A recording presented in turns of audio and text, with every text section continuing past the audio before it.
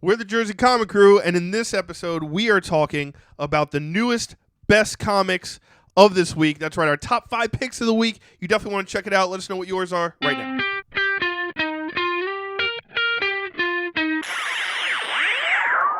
New comic book day. That's right.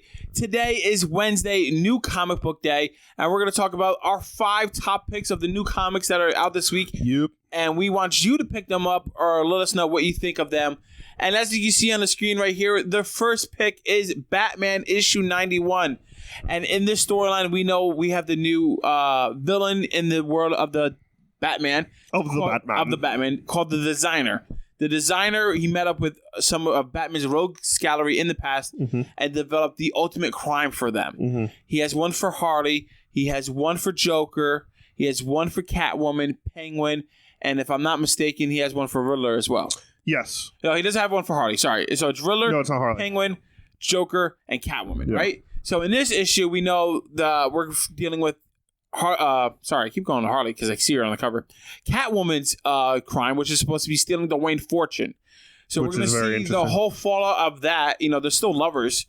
So they're married now. Yeah, they're married now. The lovers. They're and the plan's going to happen with or without Catwoman's consent. So definitely pick it up. If you want to see some crazy, evil master plans, definitely a book worth reading. I'm excited. Now, second book, Chris. Yeah, Star Wars number 3. Wow, Star Wars has kicked off in a big bad way. By the way, before you get into it, how beautiful is that cover? I love it. Just so RB Silva is amazing. Sleek and bright colors. I'm a sucker. Yeah, and Leia in the last issue was actually trapped in carbonite. They went. This is in canon. This is post episode 5, so post Empire Strikes Back. Okay. Leia and Lando is kind of taking the place of Han, obviously, because Han's in carbonite on the way to Jabba. Luke and Chewie are going back to Cloud City, which we see as the big climax at the end of the movie, where Luke loses his hand, the I am your father, all that stuff. And the point is, Luke is trying to find the lightsaber that he lost when his hand got cut off, because he obviously has it later on. Leia is basically going to the spot where Han was taken and kind of having like her own moment, which is right. And Lando's trying to get Lobot and a bunch of other people back. So it's been awesome since it's kicked off this with Vader and everything. And it's filling in all these awesome gaps, which Star Wars is really good at with the books. With the books, they're so good at filling gaps. For some reason, just the books. Well, the old movies are phenomenal. Let's not do this. Please don't anger me. But like, it's these comics have actually just kind of done it the righteous way of like, hey, we know this is sacred material to millions of people. Let's take this very seriously. Yes. And let's do things that make sense. Let's do like basic little things like, how does Luke find his lightsaber? There we go. Basic concept. Yeah, something that creators of the movie should pick up on. I hate you. Moving on, guys. Now we're going to talk about Captain America issue number 20. So the whole Captain America comic book series from this current run follows the events of Secret Empire, where there was an evil Cap pretty much just destroying the world. So right now, Captain America is on his hello tour of America, trying to build up his reputation, trying to help as many people as he can, so people know that getting the cats out of trees and all that. Exactly. We know, as you can see here in this beautiful, beautiful cover, Alex Ross. Peggy Carter is back from the dead. There's a secret like evil cult out there who just wants to destroy Captain America.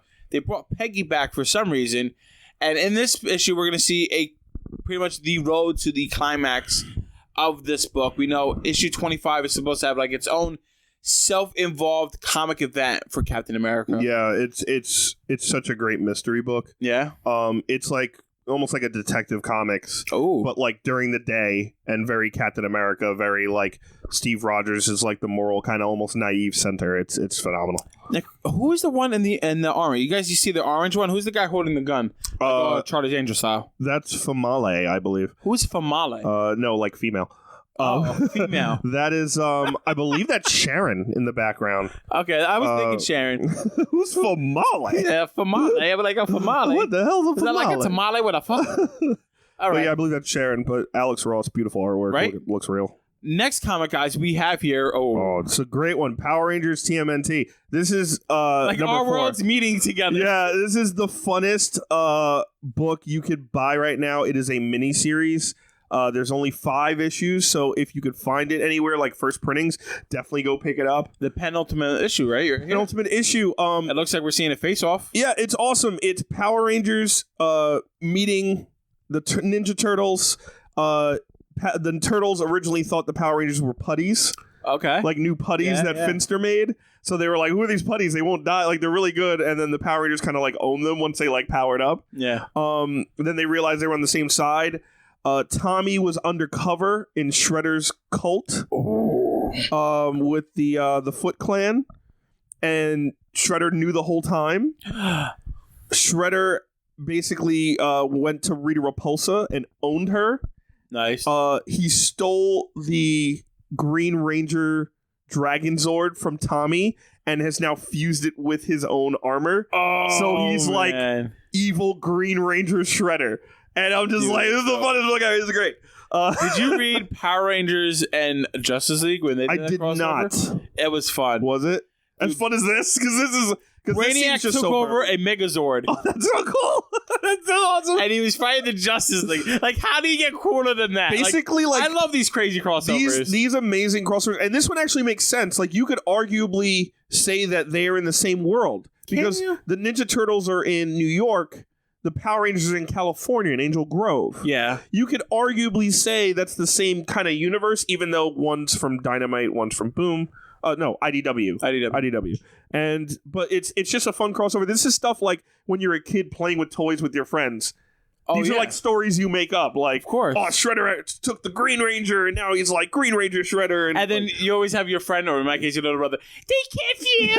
I'm like, I'm telling the story, little boy. Get your own Ghost Rider. So now I'm really excited because I think they're powering up a Megazord with the turtles in it. So it's gonna be. It's like it's so fun. Cowabunga, dude! Every time this book comes out, I can't wait to read it because it's like the funnest book. Have they eaten pizza together? Oh, of course. Good. And they did like weird. Like, what's your favorite pizza? And like Zach was asking them, and it's like, oh, obviously like jelly beans, pineapple, scallions, like the grossest combination. And then like 3 panels later, Zach's eating it, and they're like, really, Zach? He's like, hey, it's good. What do you want from me? Like, it's all around great. Like.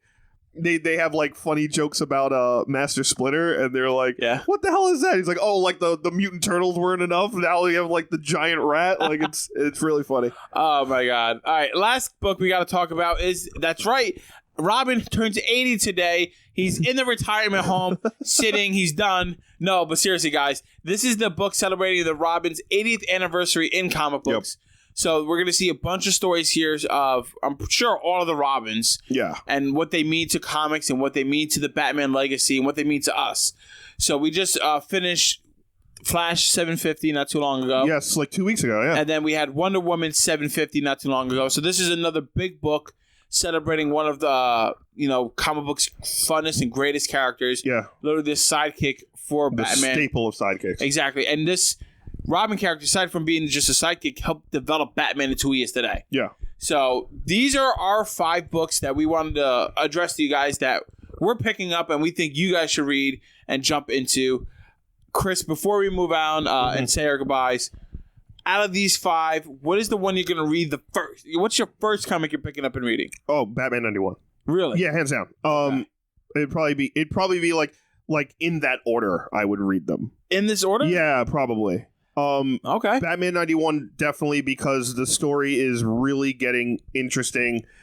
James Tynion has really kind of opened up new avenues. Like, how ridiculously popular is Punchline, and we don't even know anything about her. We don't. Like, second printings, third printings of books.